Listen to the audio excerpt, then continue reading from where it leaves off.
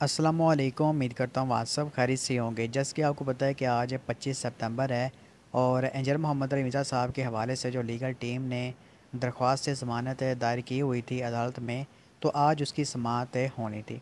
तो उसके हवाले से जो लेटेस्ट अपडेट्स हैं कि आज अदालत में क्या हुआ, इंजर साहब की ज़मानत हुई नहीं हुई, इसके ऊपर इंशाअल्लाह ताला मैं आपको सारी इन्फॉर्मेशन दे देता हूँ। देखें, पहली बात तो यह है कि इस्लामी नज़रियाती कौंसल ने जो 2 नंबरी की इंजर मोहम्मद अली मिर्ज़ा साहब के साथ और एक तरफ़ा जो फ़ैसला सुना दिया। अब स्टूडेंट्स जो सारे सवालात उठा रहे हैं और बड़े बड़े सहाफ़ी सवालात उठा रहे हैं कि यार ये इंजर साहब के साथ जो वो 100% ज़ाती दुश्मनी जो निकाली गई है। यानी कि आपने जो है वो एक बंदे का मौक़िफ़ सुना ही नहीं है, एक जो दलाइल हैं वो आपने सुने ही नहीं हैं, बस अपना ही जो आप समझ लें कि फ़ैसला आपने सुना दिया है। और ये फ़ैसला सारा प्री प्लान्ड था, यानी कि पहले से जो तय किया गया था कि हमने अंजल मिर्ज़ा के ख़िलाफ़ जो ये बयान है देना है। तो उसमें मुफ्ती अब्दुल वारिस काई साहब की वीडियो मैंने पिछली वीडियो के अंदर जो दिखाई थी, जहाँ पर उन्होंने कहा कि हमारी पहले ही जो उस बात से बात हो गई थी। जो नज़रियाती कौंसल के मौलवी हज़रात हैं, तो उन्होंने पहले ही कह दिया था कि आप मुफ्ती साहब बेफ़िक्र हो जाएं, हम बड़े मिर्ज़े के हवाले से भी एक हैं और छोटे मिर्ज़े के हवाले से भी एक हैं। यानी कि मेरा बड़ा मिर्ज़ा जो मिर्ज़ा कादियानी लानती, उसको जो अंजर मोहम्मद अली मिर्ज़ा साहब के साथ मिलाया गया, जो नज़रियाती कौंसल के जो मेंबर्स हैं उनकी तरफ से। तो ये फ़ैसला होने से पहले ही सारा जो प्लान तैयार कर लिया गया था। तो वैसे ही जो फ़ैसले के अंदर बातें लिखी हुई हैं उससे ये चीज़ साबित हो गई कि ये जो वो प्री प्लान था, लेकिन मुफ्ती अब्दुल वारिस काई साहब ने इस चीज़ को और ज़्यादा कन्फर्म कर दिया। ठीक है। तो अब इसी हवाले से मैं एक और बात आपको बता दूं कि इस्लामी नज़रियाती कौंसल ने ये कहा है कि हमने फ़ैसला सुनाया है और उस जो वो आप समझ लें कि मुरासले के सबसे ऊपर जो हेडिंग लिखी है ना, वो फ़ैसला लफ्ज़ लिखा है। हालांकि इन इस जो अदारे के पास कोई भी इख्तियार नहीं है कि ये फ़ैसला सुना सके। इनका काम सिर्फ़ और सिर्फ राय देना है। इनके राय देने से इंजर मोहम्मद रज़ा साहब के केस के ऊपर कोई भी फ़र्क नहीं पड़ेगा। ये आप बात याद रख लें कि इंजर साहब के केस के ऊपर कोई भी फ़र्क नहीं पड़ेगा। ये सिर्फ़ और सिर्फ राय दे सकते हैं। ठीक है। तो लेकिन इन्होंने जो 2 नंबरी क्या कि उस मुरासले में के ऊपर लिख दिया कि भाई फ़ैसला सुना रहे हैं हम, हालांकि फ़ैसला सुनाने का इख्तियार तो इनके पास है ही नहीं मेरे भाई। ठीक है।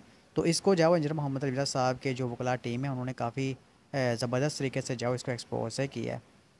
बाकी मैं आपको बता दूं कि आज का जो दिन था जिसमें अंजर मोहम्मद रज़ा साहब के हवाले से दरख्वास्त ज़मानत पर समाअत होनी थी, तो उस हवाले से अंजर मोहम्मद रज़ा साहब की जो लीगल टीम है उन्होंने दरख्वास्त ज़मानत को वापस ले लिया है। दरख्वास्त ज़मानत की जो दरख्वास्त दी गई थी ना, उसको वापस ले लिया गया है। और जब आप वापस लेते हैं ना, तो फिर ऑटोमेटिक जो दरख्वास्त होती है ना वो अदालत खारिज कर देती है। यानी कि ऐसा मामला नहीं हुआ कि अदालत ने जाओ दलाइल सुनने के बाद या फिर इस तरह का मामला करने के बाद इंजीनियर साहब की दरख्वास्त ज़मानत को जो खारिज कर दिया हो, ऐसा मामला बिल्कुल भी नहीं हुआ। बल्कि इंजीनियर साहब की लीगल टीम ने खुद ही हालात वाक़यात को देखते हुए इंजीनियर मोहम्मद रज़ा साहब की जो दरख्वास्त ज़मानत है उसको वापस से लिया है। ठीक है। तो इसमें फिर जो आप समझ लें कि फ़िलहाल थोड़ा सा जो टाइम इसमें आ गया है, यानी कि अब दोबारा से इंजीनियर मोहम्मद रज़ा साहब के हवाले से जो केस है वो मतलब कि चलेगा और साबित किया जाएगा, क्रिश्चियंस की मेन स्ट्रीम बुक से साबित किया जाएगा, फतावा जो दिखाए जाएंगे और मामला से जो साबित किया जाएगा कि ये इंजीनियर मोहम्मद रज़ा साहब के साथ जो नाइंसाफ़ी हो रही है, ज़्यादती हो रही है। ठीक है।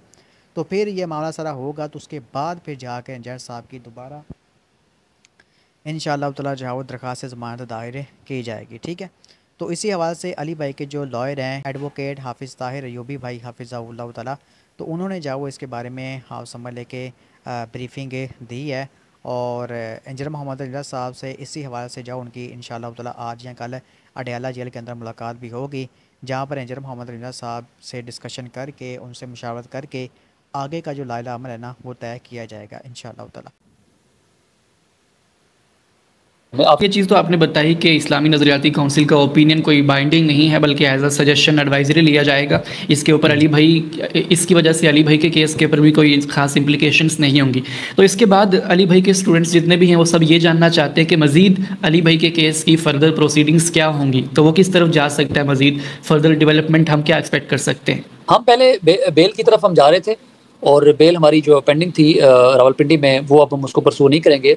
ये हमारा मुतफ़िका हमारी टीम का एक डिसीजन है और इस पे हमारी डिटेल डिस्कशन हुई है और अभी हम कुछ टाइम के लिए बेल को हम जो है वो प्रेस नहीं कर रहे, उसको हम पेंडिंग कर रहे हैं।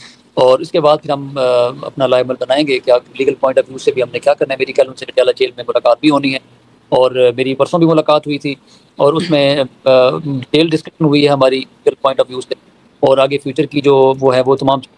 अब चूंकि रिपोर्ट एक सामने आई है, ओपिनियन इसके पॉइंट ऑफ व्यू से भी मैं कल डयाला जेल में मुलाकात के दौरान इंशाल्लाह अगर कल हमें परमिशन मिलती है तो मैं तमाम चीज़ें डिस्कस करूंगा उनके साथ, और उनसे भी राय लूंगा कि इस पॉइंट ऑफ व्यू पर उनका क्या मौक़िफ़ है और वो क्या जो है वो सजेशन कर देते हैं। जी, तो मेरे भाइयों बहनों, आपने हाफिज़ ताहिर यूबी भाई हाफिज़हुल्लाह तआला जो कि इंजीनियर मोहम्मद अली मिजाज साहब के वकील हैं, उन्होंने इसके बारे में जो सारी इन्फॉर्मेशन है दे दी है कि ये दरख्वास्त के हवाले से जो आगे मामला जो परसों नहीं किया जाएगा, और फ़िलहाल जो हम उसको वापस ले रहे हैं, और दोबारा फिर इसके ऊपर इंजीनियर मोहम्मद अली मिजाज साहब के हक़ में जो दलाइल दिए जाएंगे, फतवा पेश किए जाएंगे, और मेन स्ट्रीम की जो बुक्स हैं क्रिश्चियंस की वो दिखाई जाएंगी, तो फिर उसके बाद जो सारा मामला किया जाएगा। ठीक है।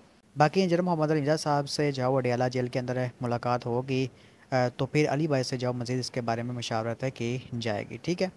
तो मैं यहाँ पर जो इंजीनियर मोहम्मद अली मिजाज साहब के मुखालफिन हैं उनसे मैं यही बात कहूँगा, जो इस वक्त इंजीनियर साहब के साथ उस राह के अंदर जो ज़्यादती की गई, नाइंसाफ़ी की गई, देखिए हम सब ने जाओ मरना है। अगर आप यहाँ पर अपना ज़ाती बहू से नफ़रत निकालने के लिए किसी बंदे से जाओ अपनी दुश्मनी निकालते हैं, तो यहाँ पर तो आप किसी तरीके से दुनिया के अंदर है वो मामला चल जाएगा, लेकिन आखिरत में फिर जाओ आपका इस वाज़ा हिसाब होगा। और अगर आप अपने मुसलमान भाई के ऊपर इस तरह जुल्म करेंगे और उसकी जो जान लेंगे, उसकी जान को ख़तरे में डालेंगे, तो फिर मेरे भाई वो नाहक उसको तकलीफ़ें पहुँचाएँगे, तो फिर मेरे भाई आपके लिए आखिरत में जो मामला कुछ अच्छा नहीं होने वाला। ठीक है ना, इंशाअल्लाह ताला। तो ये मैंने आपको इस बात से बता दिया है। तो इंजीनियर साहब के स्टूडेंट्स अली भाई के लिए दुआ करें, इंजीनियर साहब को दुआओं में याद रखें।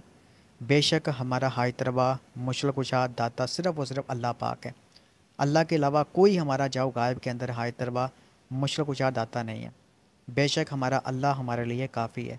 अगर अल्लाह हमारे साथ है ना सरकार, ये पूरी दुनिया, ये हर बंदा ही मैं कहता हूँ कि हमारे ख़िलाफ़ हो के आ जाए नुकसान पहुँचाने के लिए, तो हमें कोई तकलीफ़ नहीं पहुँचा सकता अगर अल्लाह हमारे साथ है।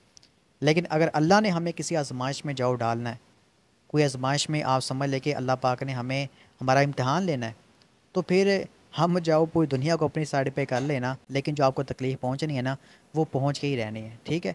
तो मेन सरकार इसमें अल्लाह पाक ही है। अल्लाह पाक पर जाओ आप सब भरोसा रखें, अल्लाह पाक को आप याद करें, अल्लाह पाक से दुआ करें, और नबी पाक सल्लल्लाहु अलैहि वसल्लम के ऊपर जितना भी दुरूद पाक आप पढ़ सकते हैं ना उतना आप पढ़ें, जितना ज़्यादा दुरूद पाक आप पढ़ सकते हैं आप पढ़ें। इससे भी जाओ आप समझ लेके अल्लाह पाक जाओ करम करेंगे, फ़ज़ल करेंगे, यानी कि हम नबी पाक सल्लल्लाहु अलैहि वसल्लम के ऊपर दोषी पढ़ेंगे, अल्लाह पाक जाओ हमसे राज़ी होंगे, और फिर अल्लाह पाक जाओ करम करेंगे, फ़ज़ल करेंगे इंशाअल्लाह ताला। तो ये मैंने आपको इस बात से बता दिया।